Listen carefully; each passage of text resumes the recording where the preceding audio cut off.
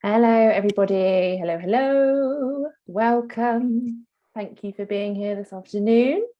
Everyone is just jumping in through the waiting room and numbers are still going up.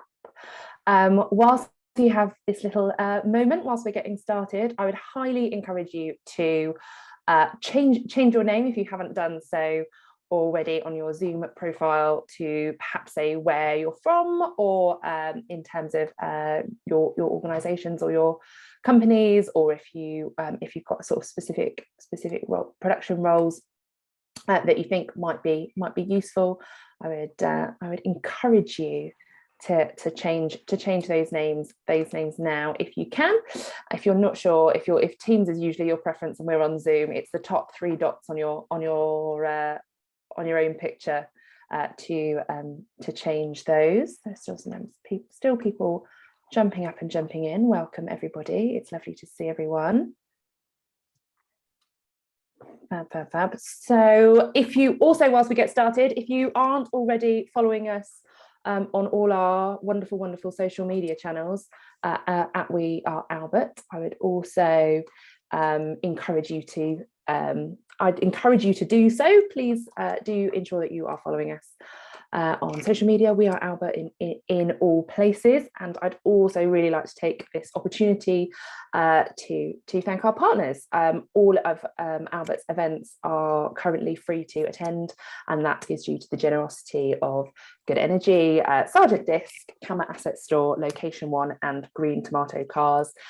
We only work with people who are nice and we like, and are also people who we genuinely think can make a difference to your carbon footprint and are making a difference in the industry. So we're delighted to have them. And obviously today, with a focus on energy and talking about energy, we're going to sort of start off our session shortly with James Tennyson from Good Energy to sort of kick us all off. Do pop your thoughts generally in the chat. We will be going into breakout sessions later, and so there will be an opportunity to discuss some things in more detail with your climate interested colleagues. But for the time being, so I'm just letting a few more people in. But for the time being, we're like I say, we're going to focus initially on James's short presentation, and then invite some conversation amongst you all about your experiences, particularly around energy on location. I think that's it, unless there is any burning questions from the chat. In one moment, I'm going to hand over to James whilst I let sort of the last few people in. Right, and whilst those numbers are going up, and you're nicely quiet, that's all fine so far. But do feel free at any point to jump in if there's something really pertinent, or like I say, pop it in the chat if you don't want to interrupt flow, and I shall bring it up. I don't think I've said yet that I'm Siobhan. I'm work with the Albert team, doing all of these, and like I say, the idea of these sessions is really to facilitate discussion and connection between people who are working on this within the industry, look at solutions. Yeah, we're really delighted that you're all here. So on that note, James, I will hand over to you and hear more about Good Energy. Obviously, energy is such an important topic, especially at the moment. What can you tell us? Where we are? What's going on? Oh, yeah, perfect. Thank you very much. I am one of those people that relies pretty much solely on Teams. So if any of this Zoom stuff doesn't work quite properly, I apologise. But hopefully I should just be able to share my screen. If I share that one. And that one. Is that all working well? Can we all see that first slide? Perfect. So yeah, just we'll try and keep things a little bit light for a Thursday afternoon. So not too acronym heavy or any big technical terms, but yeah, there's a couple of things we just sort of like to run through. So I think we'll just start off by giving a bit of an industry update as to sort of where the UK energy market is and sort of how we've got here. What Good Energy's position is, and sort of what the future looks like a little bit. So the current energy crisis that we're in sort of kicked off in and around September 2001, caused by sort of almost like a perfect storm of a number of different factors. There was initially an interconnector fire, which connects the UK to France. There's also low gas storage coming off the back of COVID. I think the bounce back from COVID was a bit quicker than perhaps anticipated. Actually had a sort of very still autumn during that year as well, which led to sort of more of an over-reliance on gas than perhaps in previous years. Further to that, sort of moving into 2022, as we all know, the Russia-Ukraine, the invasion of Russia into Ukraine has had a monumental impact on the UK energy market, sort of with restricting the supply of gas across Northern Europe. As we know, a lot of Europe has been reliant on gas that comes out of Russia. Continuing throughout this year, market has continued to pick up, unfortunately. There's also been a number of droughts and hot weather across a lot of Europe, which has meant that a lot of Europe's nuclear fleet has been down at times because they're unable to cool, which meant more of a reliance on gas once again. And also there's been some sort of restrictions and challenges with our Nord Stream, so the UK receiving gas from Northern Europe through some of those pipelines. The question that I usually get asked the most is, I buy 100% renewable electricity from Good Energy, why is my price going up? The electricity price in the UK is set sort of by a number of different factors, and the way that electricity comes onto the grid in the UK means that renewables usually come on first, followed on by nuclear, and then usually, historically, it's been coal, and it's now very much gas last. And the market price of electricity is set by where on that graph supply and demand meet. That is what sets the UK energy price, and that's usually set by gas, unfortunately, which at the moment commands an incredibly high market price. So unfortunately, renewables is still very much, the price of renewables, the price of electricity in the UK is all driven by fossil fuels still. The good news is that the quite high percentage of renewable that we have on the grid in the UK has somewhat limited some of the price spikes, but it's still at levels like we've never seen before. There certainly was almost some sort of inevitability to this crisis in a way, through something that is often referred to as the energy gap. So that's a point in the UK's future where we start to move into a more electrified sort of network, with a sort of an underinvestment or sort of a phasing out of old coal-fired power stations, which is no bad thing.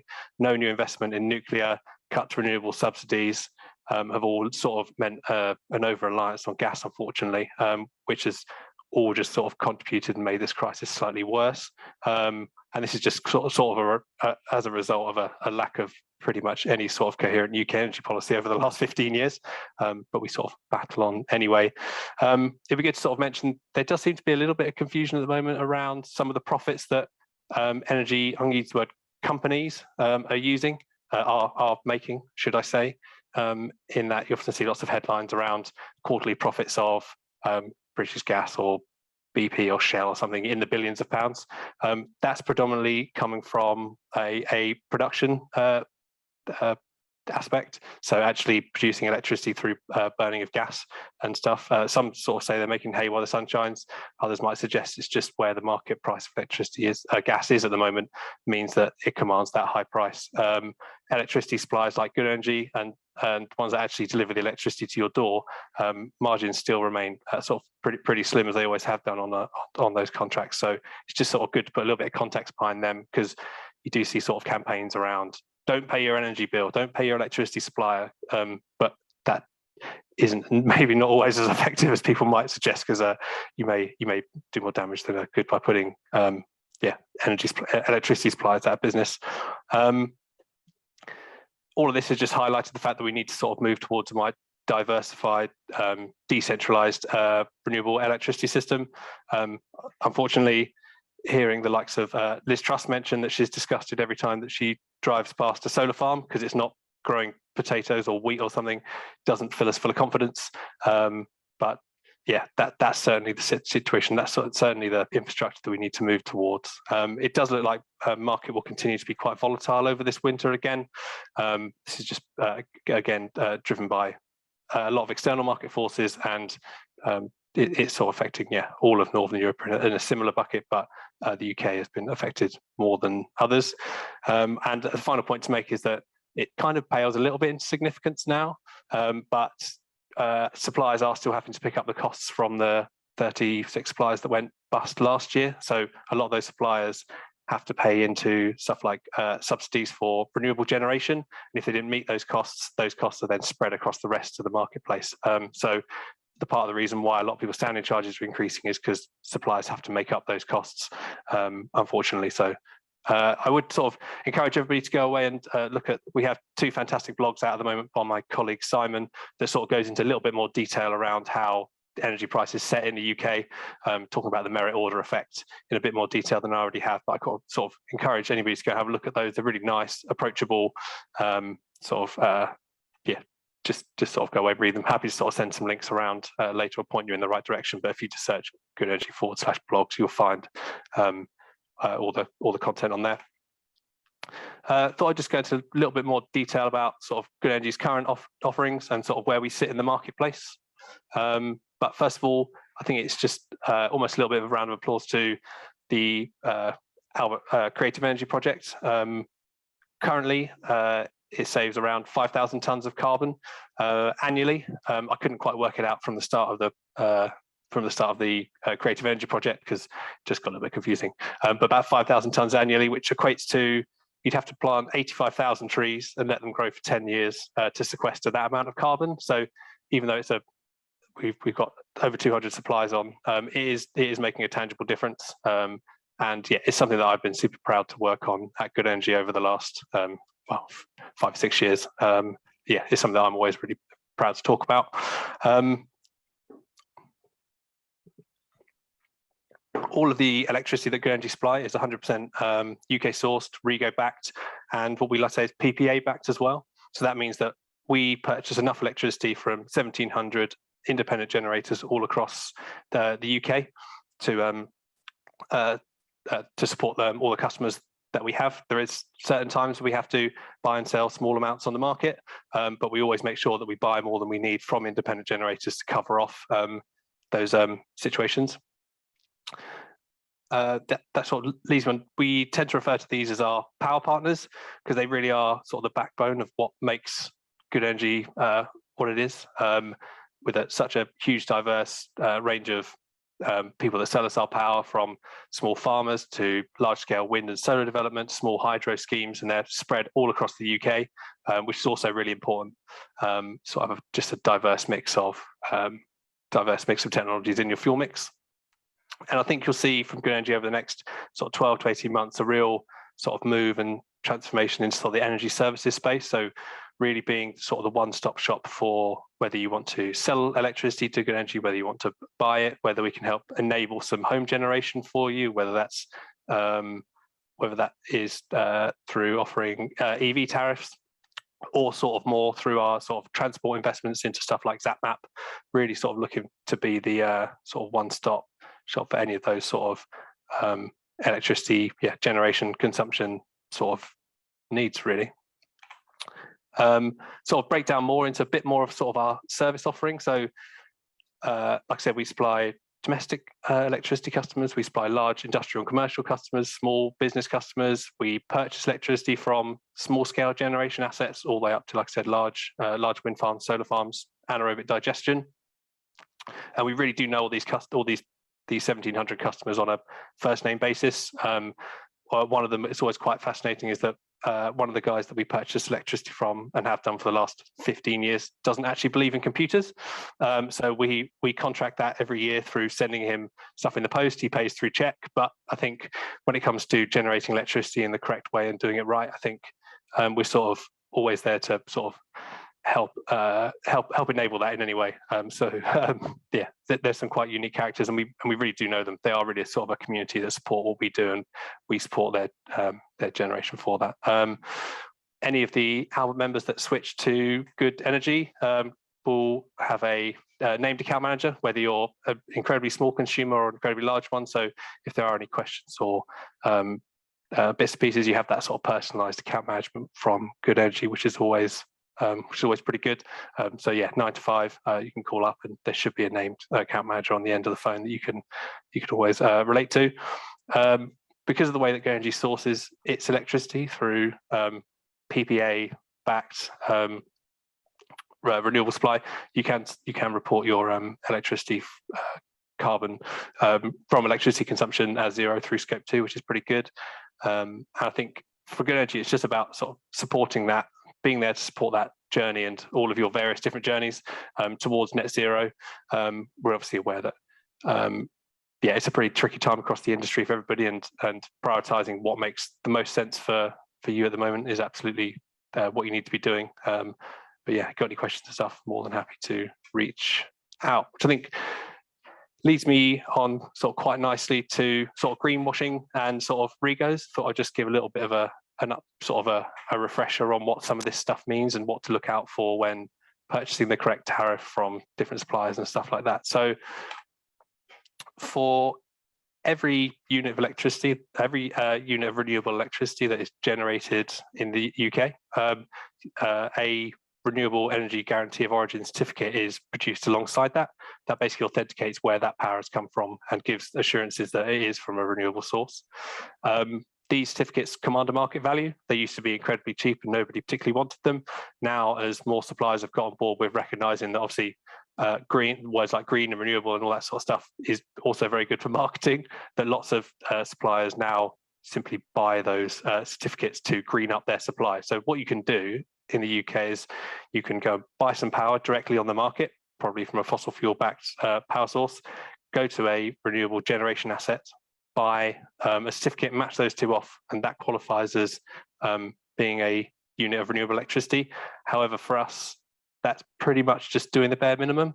You're not really supporting any ground level generation. You're not enabling any customers with new connections. You're not supporting generation of different types all across the UK. And for us, it's been a bit of a bugbear of ours over the years because, yeah, it's we're very much doing it the right way. And yeah, we've always paid our generators for those certificates. They used to be worth around 50 pence a megawatt hour. They dropped way below that a couple of years ago, but we still insisted on paying our customers at that 50 pence rate because we think that the generators that generate electricity in the correct way should be rightly rewarded for that. That is now, because everybody's buying these certificates, that market price has now shot through the roof. However, we continue to pay way above market rate for those. So it's just important to support the people that are doing the right thing. With big sort of suppliers out there like Bulb would be a prime example of just source massive amounts of regos from generation assets and then just net that off against power they buy on the open market. So we've got a couple of questions that I think it'd be good to include that you could potentially ask your current supplier if you want to sort of look under the hood of the hood. I'm not American, that's an odd thing to say. Look under the bonnet of your current electricity supplier and just ask the right questions and find out, is it 100%, are you buying 100% rego backed fuel mix? Do they hold large scale direct power purchase agreements with people they buy their electricity from? And there's a couple more sort of questions on there as well. It's also worth pointing out that it is really important that Good Energy purchases its power from technologies all across the country, because it wouldn't necessarily make sense to have a supplier based in London supplying London offices and then buy all of your power and certificates from a large scale wind farm in Scotland. It's just, I think having that diverse mix is really important as well. That brings me on to, as I keep mentioning, you're pretty bored of hearing me say, the 1,700 lovely customers that we buy our electricity from. What we've started to do over the last 12 months, almost as a result of sort of the energy crisis, is for some of our larger industrial and commercial customers, we are netting them off directly with large scale or sometimes small scale generation assets that we purchase power from. So what we do is if any of you came to me next week with an opportunity to supply, I don't know, an office based in London, for example, I'd speak to our power purchase agreement team, one of my colleagues, Patrick, and see if he can go out and find a renewable generation asset that would match off the consumption profile of your business with either a wind farm, solar farm, anaerobic digestion, or hydro. The benefits of this are sort of twofold, really, in that it removes as much market exposure from good energy as possible, which in this current market can only really be a good thing. Means we can keep risk down across the board, which I know talking about keeping prices sharp as possible at the moment probably isn't ideal, but it does all make a difference. And I think further to that, sort of it really helps to support that CSR sort of story-led proposition that we've always been so good at helping customers tell from good energy. So the fact that you're not going to market in any way for any of that power that would be supplying your business, and we're always happy to help with comms and sort of help market any of these sort of if we do any of these sort of matching deals with our power partners to help market them for you and sort of put out some stuff on social, because it's super important to tell the story when you're doing the right thing, I think. And yeah, it's just a super innovative way for us to help support businesses to their net zero goals within what has been a pretty turbulent time over the last 9 or so months for suppliers, customers, and everybody. So yeah, there are some quite interesting things coming out of the current situation, but yeah, also very acutely aware that the UK energy market is not in a great situation, it's fair to say. I think we have a little video that we just to play. So just sort of dives into a little bit more about where good energy purchases some of its power from, some of different technologies, tells quite a nice story that I think would just be good if everybody wants to sort of have a little listen. Hopefully it'll work.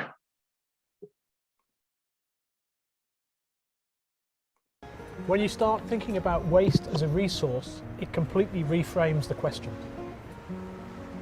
I joined Free Energy back in 2012. It was the first time that I was introduced to this anaerobic digestion technology. It would be more accurate to say that Denise actually just turned up and then never left. Anaerobic digestion is basically very similar to composting, but in the absence of oxygen. You take the waste, you put it in a large tin can, you heat it, you collect the gas, and they're tapped off to be converted into usable energy. It isn't just the electricity, all the fertiliser for this farm comes from anaerobic digestion. The waste is generated from materials that can't be eaten anymore, of no use. The nutrients are recycled back out onto the land. Absolutely superb closed loop cycle. Of the energy that we produce on this site, around 40% is used running the plant, running the buildings and everything around here. The rest of the energy we sell to Good Energy. The energy balance in this country is running on a knife edge, and to deal with that we need to have a multitude of resources. We tend to be running 24/7, solar, wind, the hydro guys can fill in the gaps. So there's a huge amount to be done to try and keep the lights on within the community of renewable energy suppliers with Good Energy. We have field trips for graduates, undergraduates, so they can actually start to understand this technology. These youngsters are going to be our next generation scientists. Good Energy absolutely aligns itself with our ethos, and they've stayed true to the cause.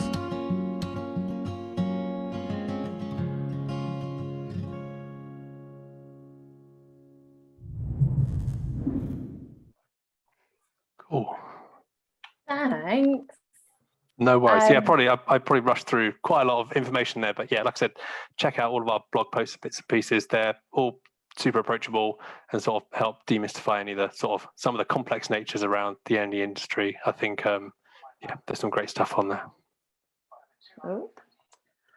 Brilliant. So moving on a little bit. So firstly, has anyone got any specific questions for James on everything he talked about in terms of kind of the state of energy more generally at the moment and how that might be impacting your businesses?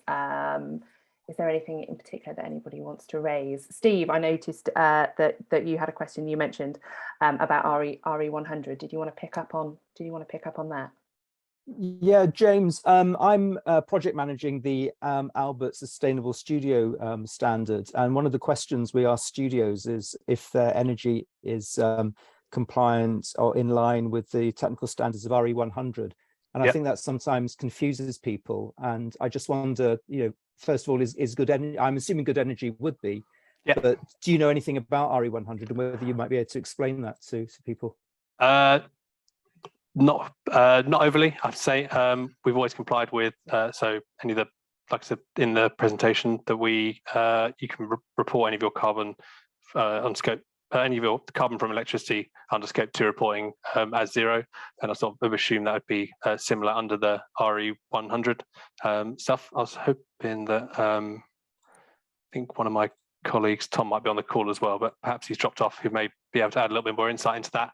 But yeah, it's not, apologies, I don't have 100% of the answer for you, but I'm happy to go away and chat to any of our sort of comms team, maybe my colleague Simon, and sort of give you a bit of an update and feedback on that and where our position is. But yeah, apologies. No, I mean, and that I guess that might be a useful thing to sort of do, actually, if that's something that, yeah, that certainly we ask as well in Albert's reporting. Okay, thank you.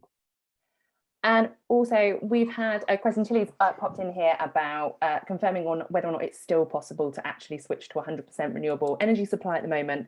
Heard some green energy companies not being able to take on new customers due to the energy crisis. So is this still the case? Can people need to wait? People need to wait. Yeah, absolutely. So it's not just 100% renewable energy suppliers.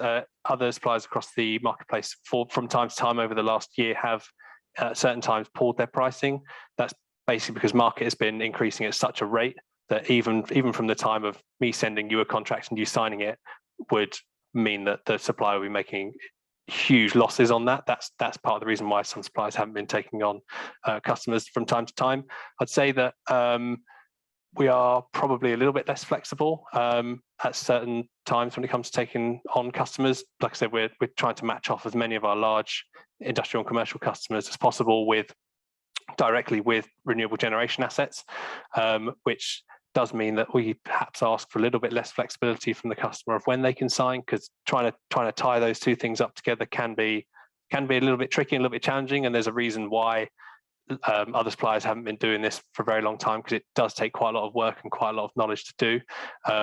But yeah, we'll always be pretty upfront if there is anything that we can't offer at the moment. In terms of switching supply, there shouldn't be too much of an issue. It's just, yeah, some suppliers and ourselves don't maybe have as many tariffs available as we may have done in previous years, just because of the way that electricity suppliers like ourselves have had to buy power in different ways, has sort of influenced how we are able to sell power to customers. So yeah, can be a little bit trickier, but it's not uniquely a 100% renewable electricity supply issue. It's sort of an industry-wide issue at the moment. Fab. Chris Thorpe, you've got your hand raised. Yeah, thank you very much. I'm a complete newbie here, so it's a pleasure to meet you all. Thanks very much for the presentation, James. It was really interesting. I'm in my personal house, I'm a good energy customer, so I know quite a lot about the good work that you do. Perfect. On the scope 2 reporting for businesses, electricity seems like a relatively low-hanging fruit, right? So for businesses that want to change their electricity supply and be able to report, that sounds like a relative. For the perhaps less low-hanging, right? So gas use in heating, etc.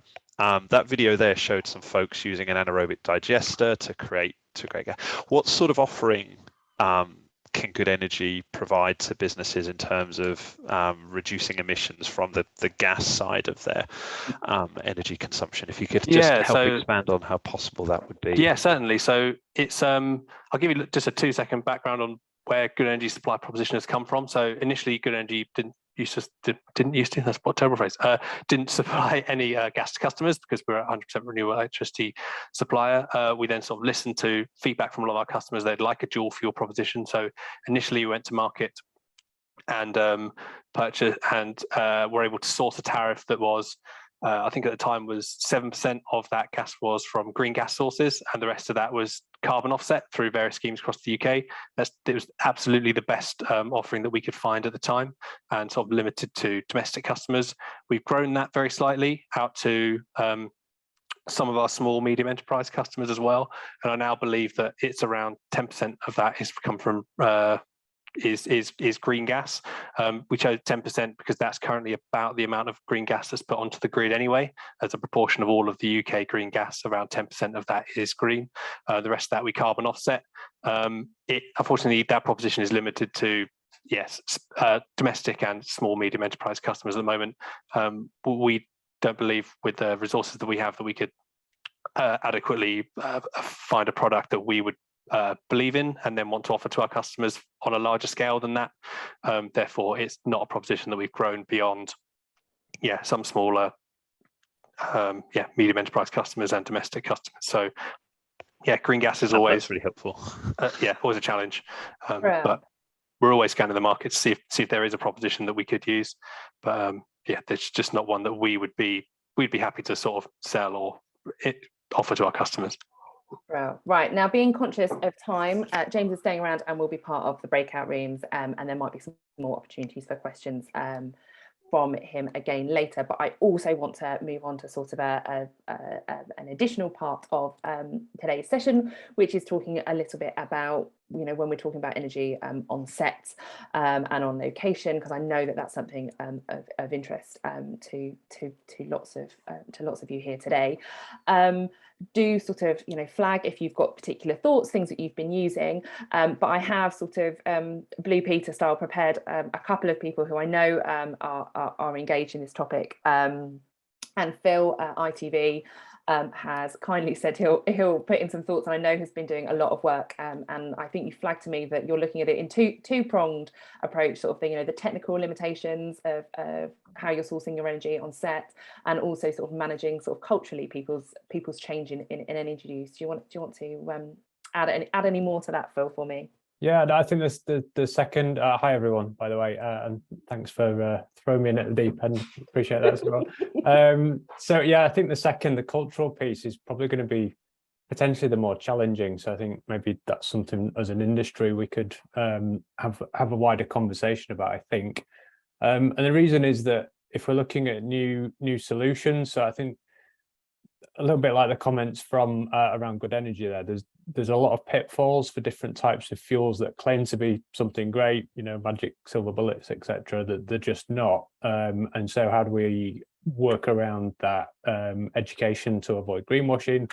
And then some of the other technical solutions need to be looked after and work and operate in different ways. And therefore, that's where the cultural shift needs to come in. So how are we training people who are very, very competent at using a diesel generator and looking after that on site, for example, or facilities companies who have very specific business models based on sweating assets that they've had for a long time. So there's that cultural shift that needs to happen. I'm not sure how we do that, but I'm sure collaboratively and collectively we can get there. But there were just some sort of musings I thought would be helpful just to kickstart the conversations. But I think the thing that gives me a lot of hope is that there are alternatives out there. They're not for every show at the minute, I don't think, unless you've got very, very deep pockets. And not every production is blessed with that, I don't think, at the minute.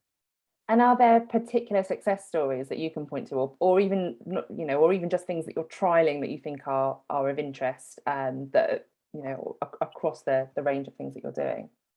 Yeah, and I know there's a couple of other folks on here who are doing some really cool stuff with hydrogen, which we're not looking at just yet. I'm hoping to have a sneak peek at that at some point in the near future. But we've been looking really closely at battery technology, which has been interesting, right from really small mobile battery units that you can literally just drag around on a couple of casters, which are great in certain circumstances. They're virtually completely silent, so you can put them right where they're needed, in the studio or on location, right next to where the action's happening. Even built into sets I've seen as well, which gives us a whole new way of thinking and working and building sets, all the way up to some really significant large-scale battery installations. Again, they've got slightly different nuances and ways that we need to manage them and move them around, and they're very heavy and all the rest of it. So it's just that coming back again to that cultural aspect. How do we just think and act a little bit differently about how we need to set things up, what locations we might need to think about, considerations, etc. And then there's other things around a little bit of sort of educational analysis, I guess, of what the options are that are out there. So something like a biofuel like HVO, I know, is really popular at the minute. Got my own opinions on that. I describe it as less bad than burning fossil fuels, but we're still burning stuff, so that's not cool. And then, you know, I think we're now looking at slightly different ways of thinking, like hybrid setups seem to be working really well for us at the minute. So the primary power source could be the battery, but we can have something like a generator, you know, that's burning HVO just to top it up as and when required, and that de-risks that transition towards using new technology until those perfect solutions finally make it to the marketplace. So really interesting, but everything from, you know, a tiny little 2 kilowatt all the way up to, we've got a massive container battery on one of our versions of Love Island at the minute. And that's the primary power source, and that's done away with a diesel twin set, which is basically running 2 times 24 hours a day previously. So like 48 hours worth of generation has been condensed down to about between 5 and 6 hours. So it's a huge diesel saving, even though we haven't quite managed to get rid of it completely. So, and is there increased confidence, do you think, on set of people using things? Yeah, it's very nervous. Yeah, what we've had, so there's been a couple of teething problems. I think, again, going back to technical versus cultural, there was a couple of technical issues when we were setting it up. Also customs, if there's just an FYI for anyone wanting to move a big battery around the world, customs tend to take a lot of interest in weird things in shipping containers, but that's an anecdote for another day. Yeah, the nervousness, I think, is the fear of the unknown. So, you know, how do you get around that? Well, let's use these things more often, and you can dispel a lot of those myths. Once it's up and running, everyone's finished gawking at it and poking fun at you for trying something new. They very, very quickly forget about it, because, you know, it's a battery, it's turned the light on, great. There's not much excitement around it once it's you've got that initial buzz out of the way. So yeah, I think from an acceptance perspective, as long as you can get the tech spec right and figure out how you're going to use it and whose responsibility it is, and just a slightly different way of thinking about it, then it's been absolutely fine, to be honest. I mean, wow. Yeah, who knew a battery could power some lights? Yeah. And one of the things that had come through ahead of time as well was also about sort of understanding what is sourcing sort of the most power and when, and what those things are. And I know that we've got Carly and Crispin as well here from Location One, who've been doing various things in terms of supporting productions, understand what their power usage is, when, how, and how they might therefore be able to, again, sort of culturally just make those shifts to reduce their usage generally. Crispin, Carly, can I hand over to your thoughts? Yeah. I think our applications sometimes might be slightly different from the stuff that Phil's doing, but we some of the people on this call will know us quite well. We're Location One. We essentially supply equipment to unit bases and locations for sort of our typical customer would be BBC Drama, The Crown, EastEnders, but we'll do anything from a commercial up to Star Wars film. But yeah, we having done many deliveries to many unit bases across the land over the last few years, I personally and I think probably a lot of people on the call will also recognise that you've often got a generator chugging away at a unit base. And for a large proportion of the day, it's working at 60-70% capacity. And then often when everyone goes home at night, that generator might literally just be running a fridge or maybe one of the artist trailers, which is crazy, really, because that generator is often it's an 80 or 100 kilowatt generator. So we just got to thinking, could we sit a battery in between the generator and the things being plugged into the generator? And like a hybrid car, could that unit base, specifically, we're looking at unit bases at the moment, run off a battery for those low power requirement points? Can I add one more thing there? Just also thinking about, as a first step, could that generator, to Phil's point, be smaller as well? Yeah. And could it be run for less hours purely through behavioural changes? Which I think, Siobhan, you've got a slide on some of the power data. So 1 second. So this is a TV drama filmed in June, and obviously it's important to think about the time of year that they're filming too, because not many people are plugging in heaters, and certainly weren't this June. So obviously this is maybe the peaks are lower than they would, peaks and troughs are both lower than they would be in the winter period.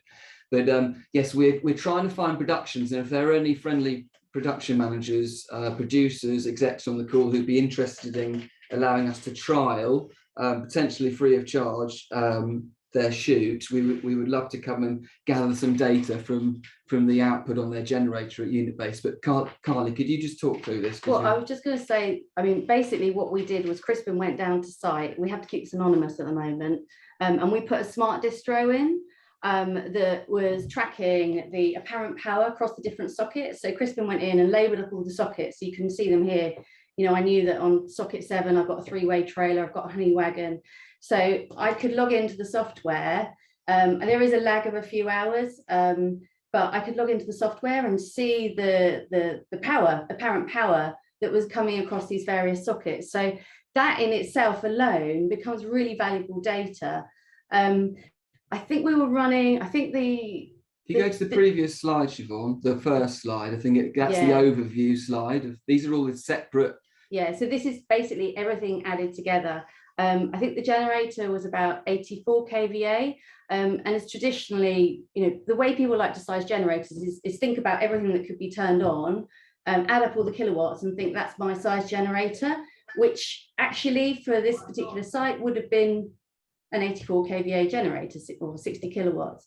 But you can see in real life, the apparent power tends to be much smaller because of the nature of the way we use things. We don't tend to have everything on at the same time. But to give people, you know, productions the confidence, this is why we started with sort of power surveys to allow people to see actually in reality, this is how you're using your power. And then as Crispin alluded to, we were able to see here, well, look, you're running at sort of apparent power of sort of 5 kVA for sort of 6 hours at the night. The first thing I would do is say, well, what is that? Could we just switch it off? Because we did look at another production, and actually they were brilliant. They were just, I could see from the power data, they were turning their generator off at night. So fantastic. But here it might be you have that discussion and they say, no, we absolutely need that power because it's for X, Y, and Z. And that's when you look at integrating that battery store, but not before you've explored the options of a smaller generator in the first place. But to Phil's point, often people have assets on their books that they want to use and hire out. So it is a sensitive kind of subject. But I think it's a really misunderstood area. You know, that show, they had an 80 kilowatt generator. It peaked at 20, I can't remember the graph now, it doesn't matter, but it peaked around 24 kilowatts, I think. And at the low points, the troughs were around 3 kilowatts. So they had a hugely oversized generator for that, you know, for that particular shoot. So we're trying to gather as much data as we can for as many different crews as we can to build up a really nice average, so we can see whether or not actually, yes, there's something to be done here. And also, sorry, that just having crews one day, these smart distros are standard, so that, and it's really easy to log in and see the data, and having them look at that data daily. I don't know who would do that. It comes down to accountability, but the dream one day, and then being able to sort of drive behavioural change through that, I think is really exciting. And hopefully it helps with that cultural stuff that Phil was alluding to as well. Tilly, you put your hand up. Yeah, hi everybody. It's just a quick question for Crispin and Carly and Phil and anyone else really. Just I've had some nervousness around battery power generation and a concern that there might be a problem with getting insurance. Has anyone had any experience of this or come up against any brick walls with insurance companies? I think, Phil, that's probably better. We hire out the smaller, currently hire out the smaller Volkstats 5 kilowatt battery stores. We're at data gathering stage at the moment. If we think there's an opportunity to get a bigger battery store in for the unit bases, then that's clearly something we'd have to look at. But we've not had any issues around the smaller ones. But Phil, because you have used some bigger ones, I don't know. That's maybe one for you to.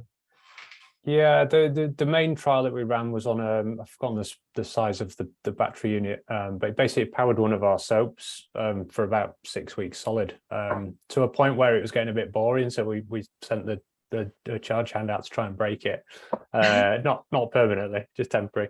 But to your point, Tilly, our regular insurance policy covered anything and everything. We just let them know some of the details, they didn't bat an eyelid, weren't particularly interested, to be honest, which is great. Happy days. That's great to hear. That's great to hear. I'll feed that back, and I might come back to you if we have any hiccups. Yeah.